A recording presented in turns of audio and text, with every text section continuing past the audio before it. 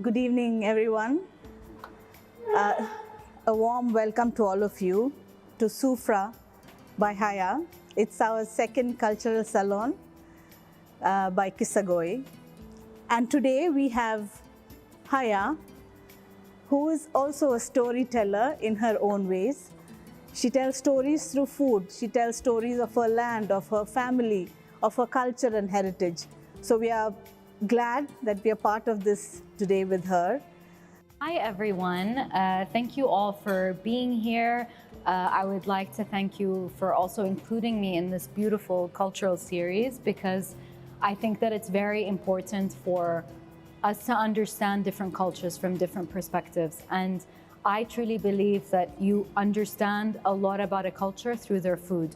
So wherever I go, wherever I travel, I always understand more about that culture from the food that I'm eating. So I appreciate that I am included in this. I'm honored to be a part of this. So thank you for having me. Thank you to Cave as well. And thank you to Lu'ay for the incredible oud touch to the experience today. I will be playing again throughout your experience. So I'm Haya from Haya's Kitchen. I kept it simple. But it's about what comes out of my kitchen that is where the story lies. And so Haya's Kitchen is a tribute to Palestine, which is where I'm from, to Tetas or to grandmothers, and to old traditions that are fading away with time. And growing up, I was blessed to eat incredible food around a communal Sufra. And Sufra means dining table in Arabic. So it's basically where we all come together to share a meal. So we are gonna start off with the soup. So the soup is frike soup. And frike is an integral grain in Palestinian culture. Frike is it's a smoked grain.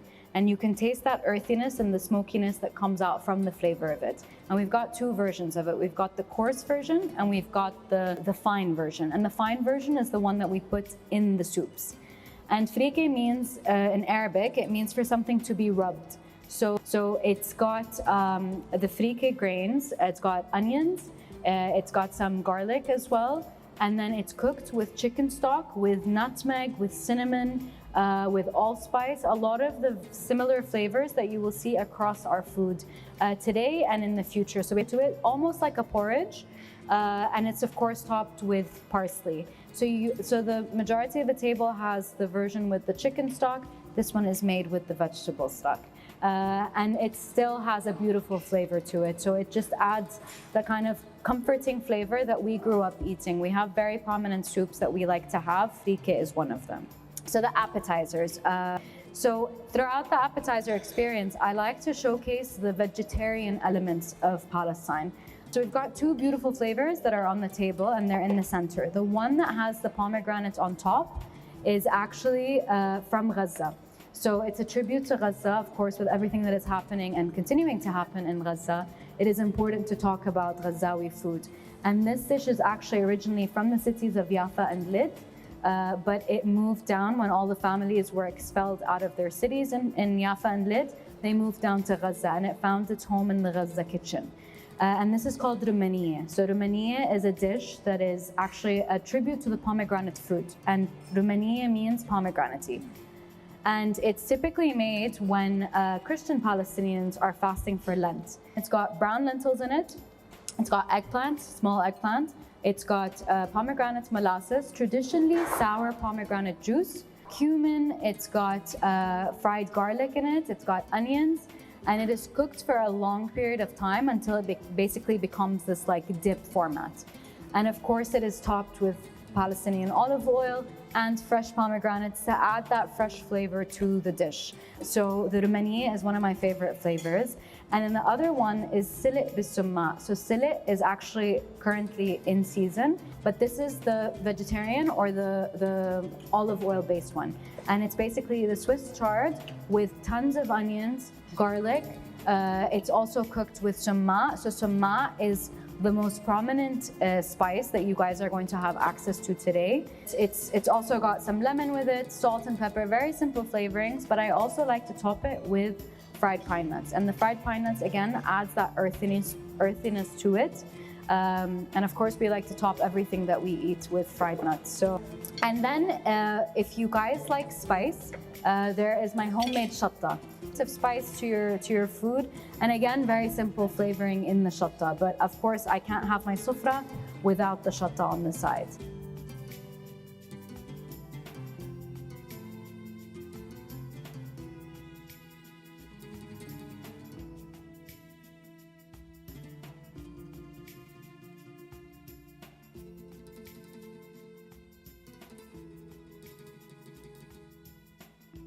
For your main today, this is actually the national dish of Palestine.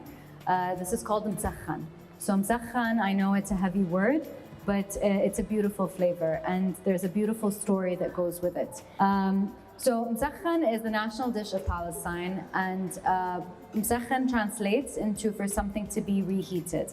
And traditionally, farmers actually love making this dish because the base of it, the taboon bread, which is a very distinct bread in Palestine. When farmers would get the bread from the bakery, if they had the bread left over for the next day, it would get a little bit stale.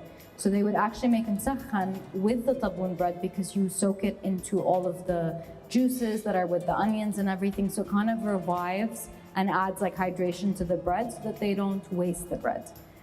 The true story, or the more known story, is when msakhan is made. So msakhan is actually made during the olive harvest season, which is in October and November time in Palestine. And it's a way for people to kind of showcase the quality of their olive oil through this dish. And we traditionally eat it with our hands because we want to be able to taste the quality of the olive oil. If you incorporate forks and knives, the flavor of the steel alters the flavor of the olive oil. And we also encourage everyone to eat it with their hands because we believe that our soul is in our fingertips, and we call it nafas. So when we're cooking, we cook with nafas. If you're cooking when you're upset, the dish is not going to be good.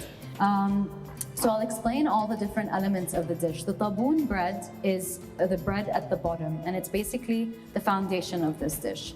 So I was dipping the bread into the onions. So the onions were cooked with the summa. So summa is a berry that is very distinct in this dish, and it's native to Palestine.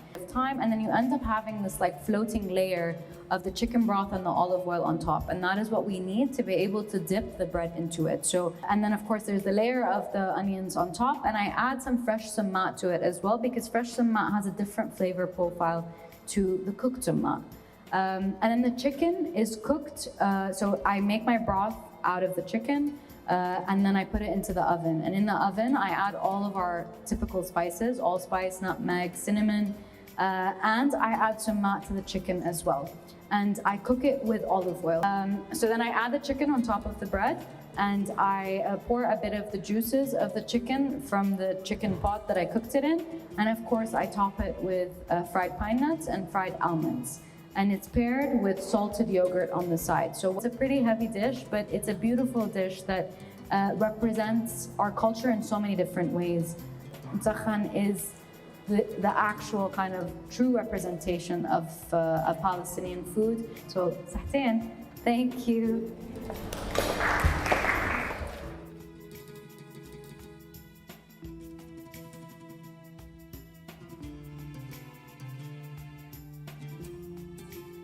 Talk about your dessert.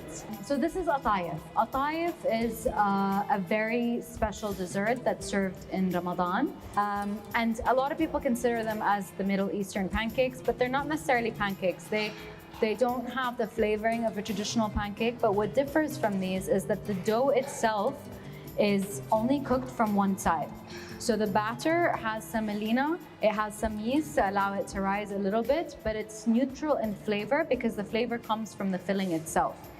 And the dough, so the batter, you pour it onto a griddle and you let it cook. And once you start to see bubbles forming from the other side, that's when you know that it's ready to be taken off the griddle. The reason why we don't cook the other side is because we need side to have moisture in it to allow us to fill the atayef and to seal it up. If it's dry on one side or the side that you're filling it with, then when you cook it, it's going to open up. So all the filling is going to come out.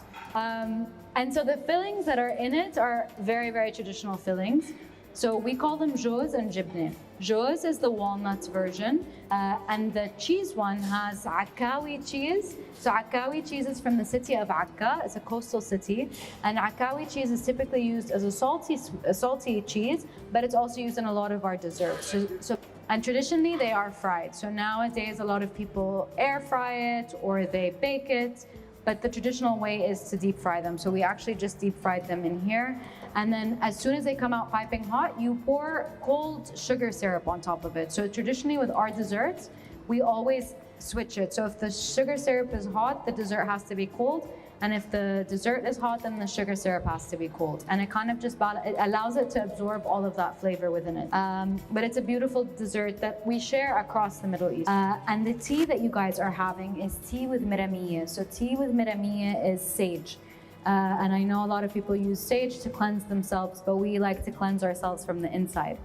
And the miramiya is a beautiful flavor. It reminds me of my grandmother's house because we would always have it with tea. And the miramiya itself has a lot of health benefits to it. So I like to end the experience with the tea with miramiya to hopefully help you digest the food that you've just consumed, but also to give you a bit of peace of mind at the end of the night. But that is, I think, the end of my storytelling for this evening. And I hope that you guys leave this experience with a bit of an understanding of what Palestinian culture is. It's not just the food, but it's also our stories, our personalities. We are a proud people. We are a resilient people. We are currently going through a tragedy with everything that is happening in Gaza, but we continue to flourish and we continue to amplify and cement our identity. Yeah, I love feeding you all today, and thank you all for being here. And Sahtin, I hope you enjoyed dessert. Thank you guys.